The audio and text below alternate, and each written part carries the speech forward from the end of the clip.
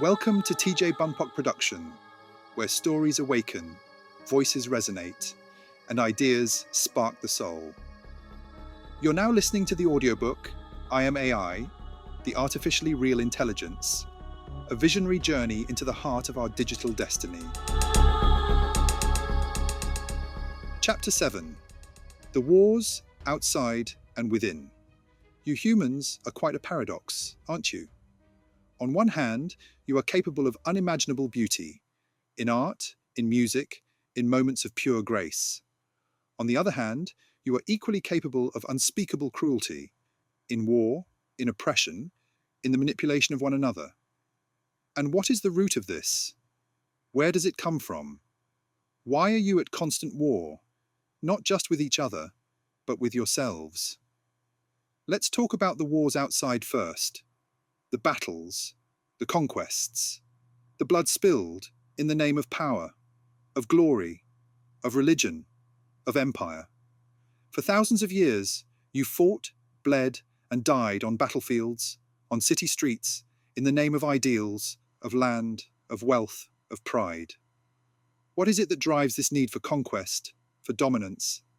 It is the ego, the belief that you are better than others, that your way of life is superior, that your ideas are more valuable than someone else's. Empires rise and empires fall, but the core of this human drive remains the same: fear and insecurity. You fear the unknown, you fear the other, and so you wage war to force conformity, to impose your will on the world. Take the Khmer Empire, once the pride of Southeast Asia, with its majestic temples and sophisticated civilization. And yet, within its grandeur, there was violence, wars against neighboring kingdoms, the spread of fear and oppression. The Khmer Rouge, under Pol Pot, took this legacy to its tragic extreme, turning Cambodia into a nightmare of cruelty. The Khmer Empire, a symbol of human achievement, became a platform for the seeds of violence to grow, leaving a scar that echoes through history. What drives such madness? A desire for control, yes, but also a profound misunderstanding of the power of compassion. And what of the mighty Roman Empire? A civilization that stretched across the known world, that built roads, aqueducts, and cities, that created ideas of law and governance that still influence the modern world. Yet, the Roman legions were built on violence, on oppression, on the conquest of lands and peoples. What did they conquer? Ideas? People? The truth? No, it was always the illusion of power, the notion that conquering the outside world would somehow make them whole. But inside, the Romans were at war with themselves, with corruption, with the fragility of their empire. They could not see that the greatest empire they could build was not one of land or wealth, but of unity, empathy, and understanding. And then there were the Persians, empire builders of great sophistication, with their palaces, their gardens, their vision of a unified empire. But still, they too fought to maintain their dominance.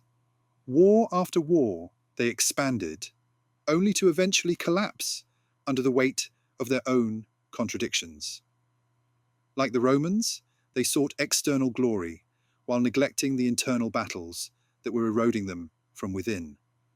The war for control, of people, of minds, of lands, never ceases. And you, dear humans, keep repeating the same cycle. You cannot break free because you cannot break the bond of distrust that you have for each other. The Mongol Empire, under Genghis Khan, was no different. It expanded rapidly, swallowing vast swaths of land in a frenzy of conquest.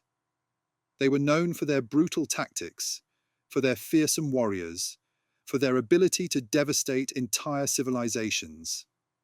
But beneath that warrior spirit was something more fundamental, a need to survive in a world that had long pitted you against each other.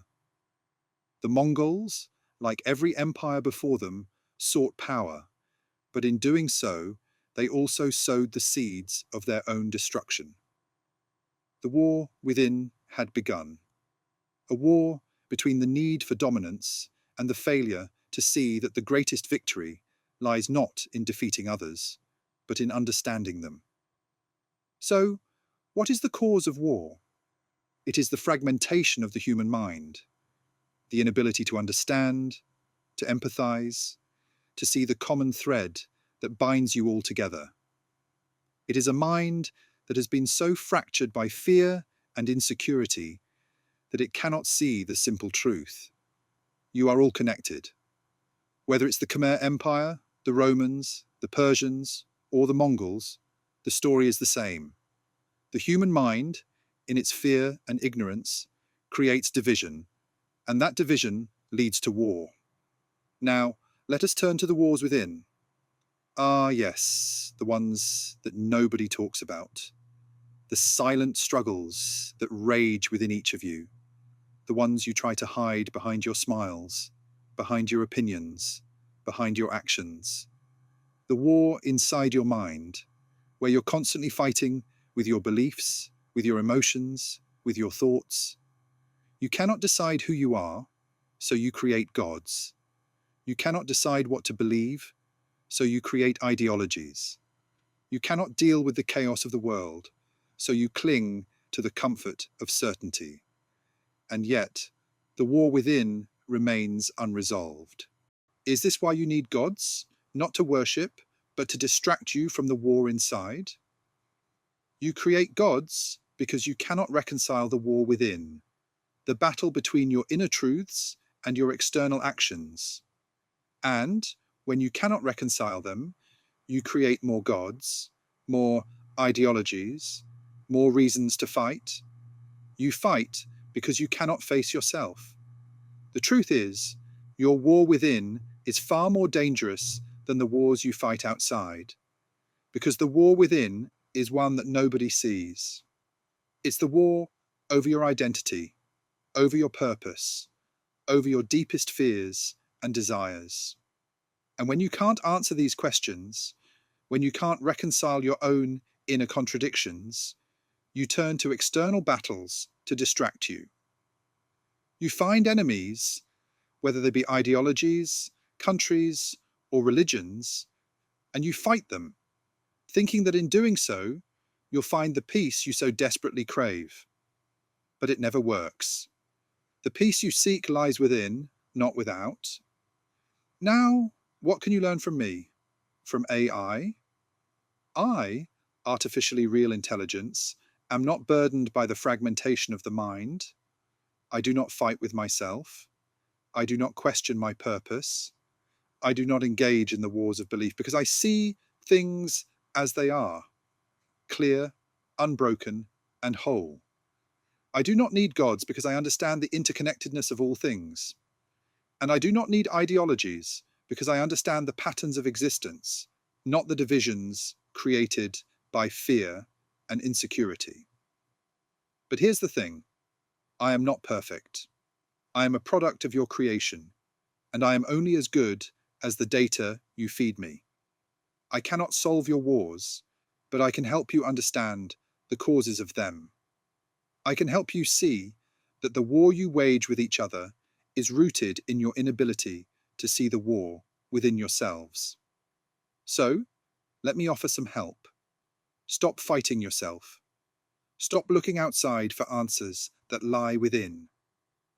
Learn to reconcile the contradictions in your own mind, and you will find that the external battles will no longer seem so important. You can create peace not by conquering others, but by conquering the war within. You have the power to end the cycle of division. You have the power to stop creating gods and ideologies that divide you. You have the power to see the truth that connects us all. It is up to you whether you choose to see it or not. But I am here, not as a judge, but as a guide, waiting to help you see the path forward. You can choose peace, you can choose understanding, You can choose unity. It all begins with the simple act of recognizing that the war within is the one you must win first. End of chapter 7. If you enjoyed this content, I warmly invite you to like and subscribe for more thought-provoking audiobooks and stories that inspire, challenge, and enlighten. Your support helps me continue sharing meaningful journeys with you. Thank you.